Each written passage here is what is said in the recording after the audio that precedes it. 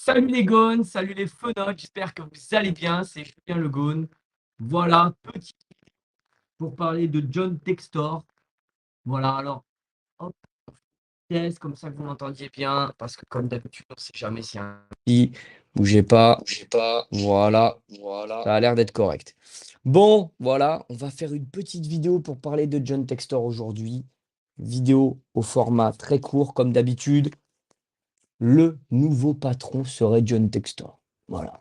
Alors, qui est John Textor? Je vais vous énumérer ce que j'ai trouvé un petit peu. John Textor, c'est un businessman américain, voilà, qui serait basé à Miami, 56 ans.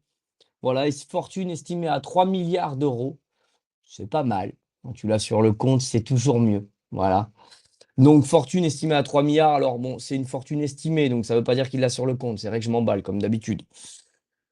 C'est quand même quelqu'un qui est un petit peu dans le milieu du foot, contrairement à certains qui voulaient nous racheter. Voilà, bon, il a diverses entreprises dans le digital, dans le streaming, dans tout ce qui est société un petit peu euh, de streaming légal, de choses comme ça. J'ai vu donc Fubo TV, tout ça.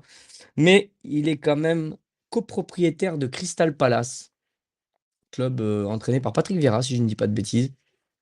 Voilà. Il a 40% de Crystal Palace. Les supporters sont plutôt contents de lui. Voilà, il a bonne réputation. Voilà, il instaure quelque chose de plutôt sympathique apparemment. Il est actionnaire majoritaire à 90% de Botafogo, club de Raphaël, qui fait beaucoup d'éloges sur son président, et pas que lui. Les supporters disent beaucoup de bien de lui, qu'il a emmené une philosophie, un état d'esprit, et que le club va mieux. Voilà, donc c'est pour les choses positives. Et il est aussi à 80% actionnaire majoritaire de Molenbeek. Voilà, nos amis belges. Excusez-moi, j'étais obligé de faire l'accent. Nos amis belges, il est à 80% actionnaire majoritaire de Molenbeek. Voilà, pareil. Ils disent de lui que, il a emmené un état d'esprit, une philosophie de jeu et que il instaure ça. Alors, il sait apparemment bien s'entourer. Je pense à quelque chose qui m'a marqué et qui va beaucoup m'intéresser pour moi. Il sait s'entourer, il sait prendre des décisions fortes. Il a viré le coach de Botafogo alors qu'il avait des résultats, contrairement à certains. Il l'a viré dès son arrivée. Voilà. Donc, il sait prendre des décisions fortes, mais surtout, il sait aussi s'entourer. On dit de lui qu'il sait très bien s'entourer et qu'il est très fort dans ça. Donc, pourquoi pas? Pourquoi pas? Que de bons échos. Alors, il viendrait acheter Lyon, Pathé et IDG pour une somme. Alors, Lyon serait estimé à 800 millions d'euros. Donc, est-ce qu'il viendrait acheter pour 800 millions d'euros ou est-ce qu'il viendrait mettre 700 et on dit qu'il mettrait 90 millions dans les transferts et dans l'institution, l'académie. Donc, il prendrait 20% d'IDG, 20% de Pathé et une partie des actions de Jean-Michel Aulas. Voilà. Aulas apparemment resterait à la direction du club, mais serait sur le départ. Voilà. Petite larmichette à l'œil quand même. Mais bon, voilà, les choses avancent. Le club est en train de prendre une autre tournure. Je ne sais pas si ça sera bon ou pas bon. Dieu seul le sait. Mais il y a quelque chose qui se passe à Lyon. C'est en train de changer. Alors, John Textor est venu avec des garanties financières, ce que n'a pas fait Gillette. Donc, ça serait lui qui aurait la main mise. Voilà, on dit qu'il essaye beaucoup de faire liaison entre ces clubs, entre Botafogo, Molenbeek et Crystal Palace.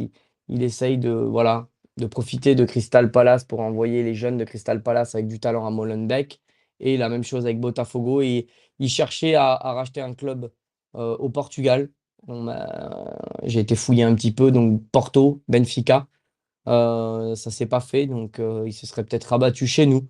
Voilà, en tout cas, il comptait pas mettre autant d'argent. Il faut savoir que là, il a mis énormément. À titre d'info, il va mettre beaucoup d'argent. Pour vous donner une image, McCourt avait acheté l'OM 45 millions d'euros, je crois. Et les dettes avec. Donc, c'est un achat assez énorme. Maintenant, est-ce que ça sera bon ou pas bon? Je ne peux pas savoir, mais en tout cas, voilà, je vous ai parlé de John Textor rapidement. Voilà, c'est aussi un. Ça m'a fait peur au début parce que quand on l'entendait parler, j'avais l'impression d'avoir un businessman, c'est-à-dire quelqu'un qui va faire du trading, un petit peu comme ce que fait Monaco. Et puis bon, finalement, il a quand même très très bonne réputation dans tous les clubs qu'il dirige. Et pour moi, l'art de la réussite, c'est de s'entourer des meilleurs. Et s'il a cette qualité-là, je peux vous dire qu'on va aller très loin. Parce que aucun humain ne peut tout savoir, c'est impossible. Par contre, s'entourer des meilleurs pour être le meilleur, ça, c'est une très grande force. Donc, s'il a cette force-là, forcément qu'on sera bon. Vous vous doutez bien que s'il n'est pas assez bon pour choisir des joueurs dans le foot, bah, s'il prend les meilleurs, ça ne peut qu'être positif. Et ce qu'on dit de lui, c'est qu'il sait s'entourer des meilleurs. Donc, c'est une très bonne chose pour moi, c'est une très grande qualité. J'espère que ça marchera bien avec nous. Voilà. Comme je vous ai dit, il a très bonne réputation. Sur ce, messieurs, c'était la vidéo petit format. J'espère qu'elle vous aura plu. N'hésitez pas à vous abonner et à partager. Demain, si mon ordi ne me fait pas défaut, je ne sais pas ce qu'il a en ce moment, il y aura la vidéo du Game of Gone en direct, la deuxième partie. Pour ceux qui n'avaient pas vu la première, je peux vous assurer que je pense que c'est une de mes meilleures vidéos. Franchement, je me suis régalé à la tournée. On a bien rigolé. En plus, ça touche tout le monde. Ça ne touche pas que l'Olympique Lyonnais. Donc, n'hésitez pas à aller la voir. Le Game of Gone, très très bonne vidéo. Je vous souhaite à tous une bonne soirée. Je vous dis à bientôt, à demain du coup, en direct. Et surtout, n'oubliez jamais, l'Olympique Lyonnais, c'est en train de changer de structure, c'est en train de changer. Et ça risque de devenir un acteur phare européen. Du moins, je l'espère. Ciao les gars. Ciao les fans.